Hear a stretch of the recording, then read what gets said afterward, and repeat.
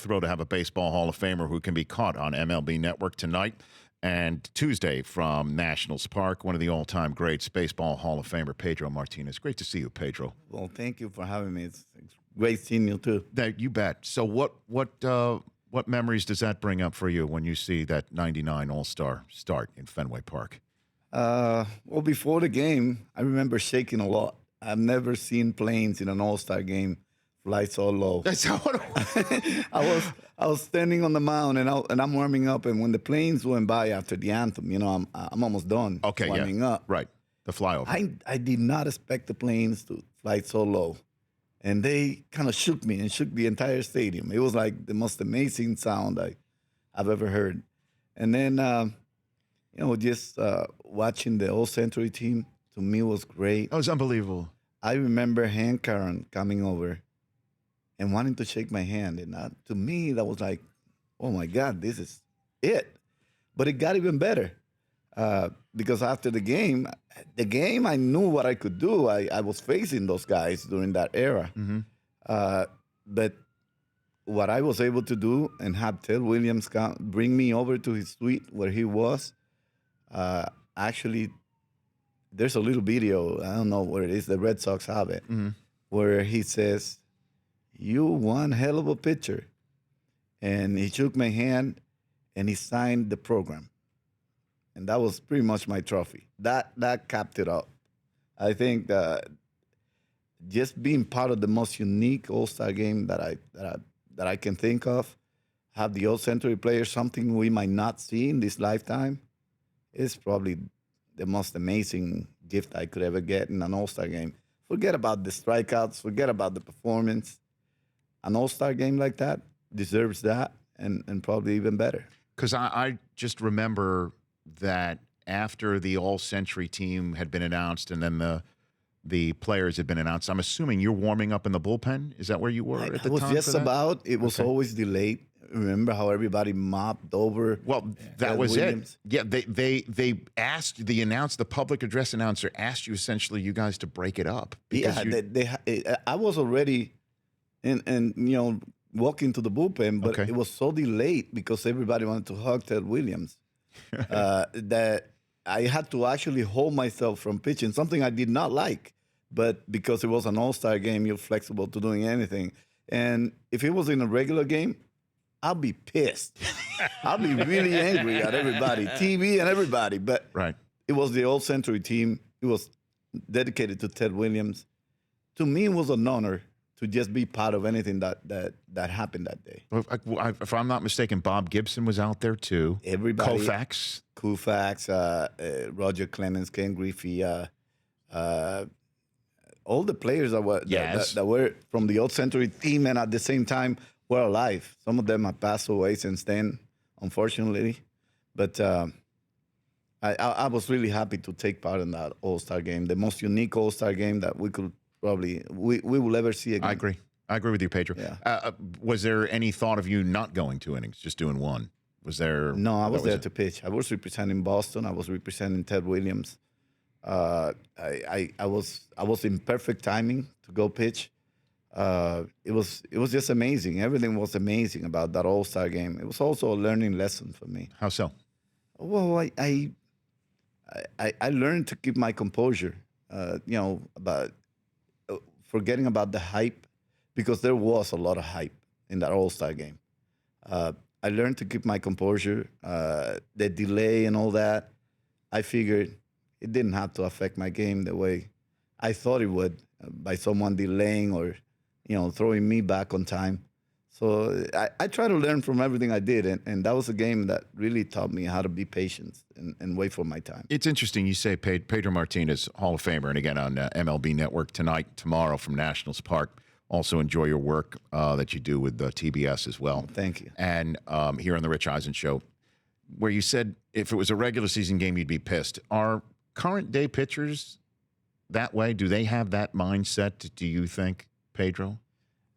To me, the most stressful day was the day before I pitched. And why is that? Because I wanted to get it over with. I wanted to go after the hitters, and I wanted to be out there. And I didn't even want to wait 1 second. I just wanted to go after you. And I had a hard time dealing with that. because I prepared myself. I got ready, and I just wanted to go out there and compete and kind of have the day and a half I had to kind of relax.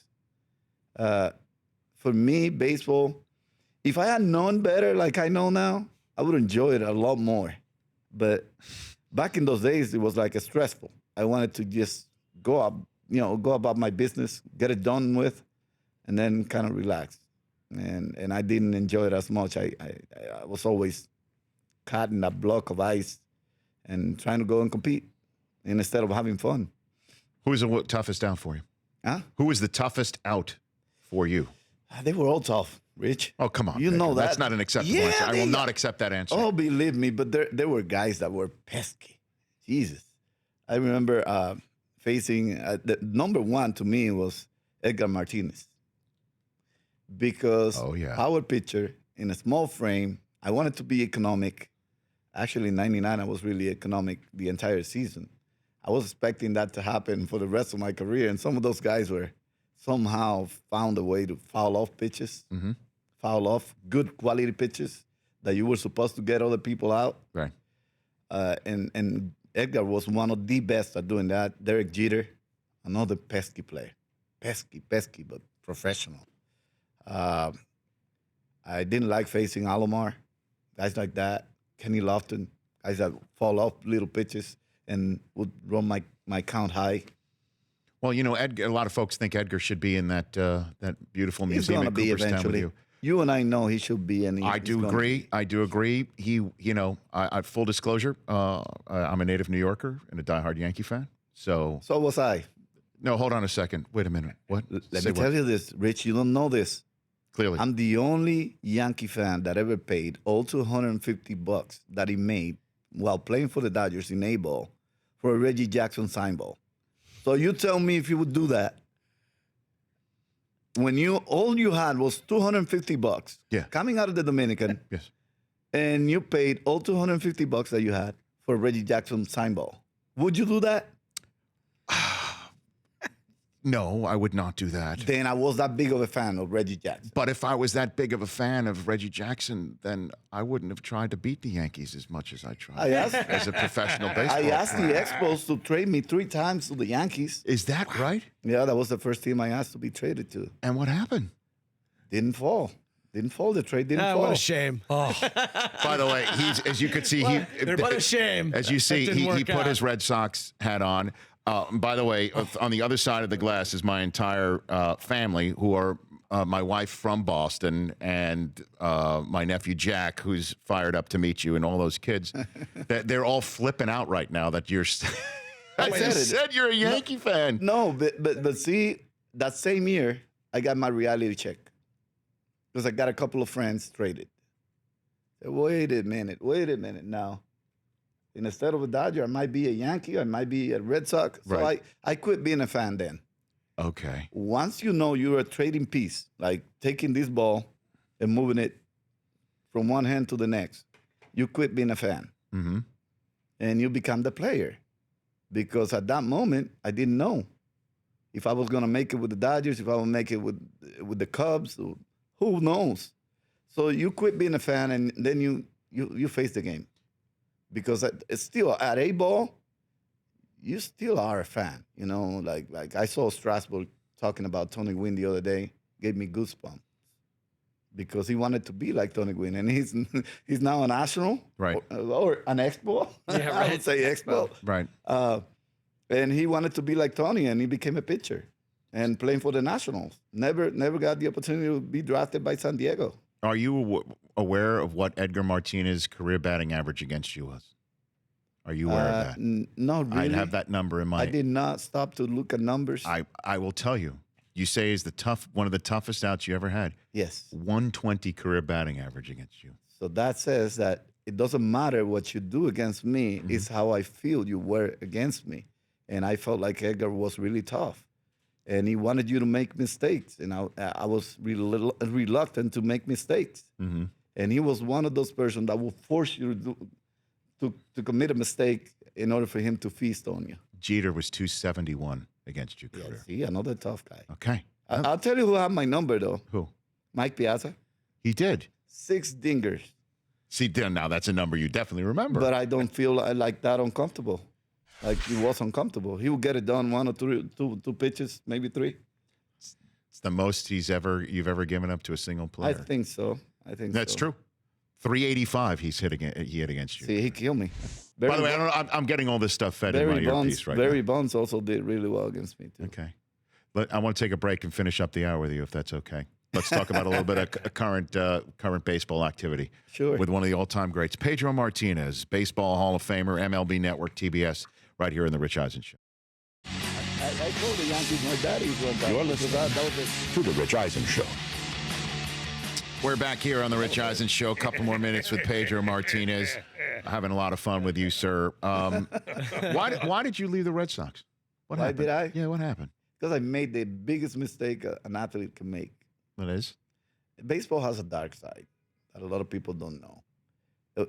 And that dark side might be affecting right now Dylan Betances. When you have to go to arbitration, the teams have to look for negative things about you. Some of us have the skin to take it. Some other people are more sensitive. I made a huge mistake during my negotiations in 2004. I kept going back and forth. Well, we're going to keep Pedro, but you know what I did? What? I was like I'm saying it now, like I always said from my heart. Everything I said, I meant in baseball, including the bad quotes that you probably got. Very few of them, but they were honest quotes. I said, my best interest is in Boston. When you're negotiating in front of an arbitrator or in front of people, business people, the business part of baseball is dark because it's money and it's business. It's not baseball. I spoke about business the way I felt about baseball and about the fan base and about the team. So I went, my best interest is to stay in Boston. I don't want to leave. I want to stay. I was willing to take a pay cut to stay in Boston, even though I had an outstanding year. Yes, Schilling had a better year, but I had a pretty good year. I'd done everything, including risk my career for Boston, and I was too open to say, I would just stay in Boston. I know I'm not leaving. Guess what? That led me to getting the worst offer that Boston could ever offer. And Boston is a team that normally pays. Boston and the Yankees are some of the teams that paid probably the best in the market. And I was too open when it came to negotiation. And this is an advice for the young players. Never open yourself up when it comes to business. Keep it quiet. Whatever feel you have, don't say it because they will try to take advantage of it. And so Theo heard that and Lucchino, and they were like, this guy is going to go to the extremes to actually stay with us. And that was my mistake. And you left. I left because the offer I got, I thought was disrespectful at the time. At that time, it made me angry because I couldn't believe that they would take me that low. And I just said, no, you have 15 days to match whatever other offer I get. And I got an offer right away. I said, you have 15 days to get it. I already have what I want. Mm-hmm. They couldn't believe it. And they didn't match it. They didn't match it on time, and I gave my word to someone else, which was the first Dominican GM, Omar Minaya, who on Thanksgiving Day was sitting with me, not with his family, trying to get me to agree that if I didn't get in 15 days with Boston, I was going to stay with them, with the Mets instead. And that's the main reason why I didn't sign with the Yankees, because I did have the proper offer from the Yankees and even more. Wow. I mean, if the way they treated Damon, the way they treated Damon, but and I was also aware of that, and it wasn't the fan base fault that I was leaving. I knew it was a business decision from the team, and later on, I realized it. You know, I try to learn from everything, and that's when I realized that I was a bad businessman at that point. I should have never been so outspoken about my feelings with the team. And that led to me not getting what I wanted or getting the proper offer. Because if it was close to what I got with Omar, I would have stayed with Boston. Well, I hope this is the first of many times that we get to hang on this show and otherwise, Pedro. Well, Rich, we're going to be hanging around. I'm learning. I'm learning. Well, I'm learning from you guys, the masters. Pedro Martinez Foundation.com for at-risk youth and families in the Dominican Republic. Yeah. My Great, pride. terrific work that you are doing in your foundation and certainly on television. I really enjoy watching you, Pedro. Well, thank you. You make me smarter. You tell me stuff that I'm not seeing that I might not know. I'm learning great. from you too. That's a good thing. Well, See, I just dropped a little message to the next generation of players. Mm-hmm. Don't confuse feelings with business. You are teaching me how to go about this, and I'm learning from all of you. I thank you very much for having me. And now I noticed you follow me on Twitter now, and I'm right. Oh, yes. We're Twitter buddies now. We're BFFs. Take that, Brockman. Greatest of all time. Hey, I don't need to follow. The amount of memories this guy has given me, I'll never be able to pay him back or forget. So thank you so much. At 45 Pedro Martinez on Twitter as well. The Rich Eisen Show, weekdays at noon Eastern on Audience.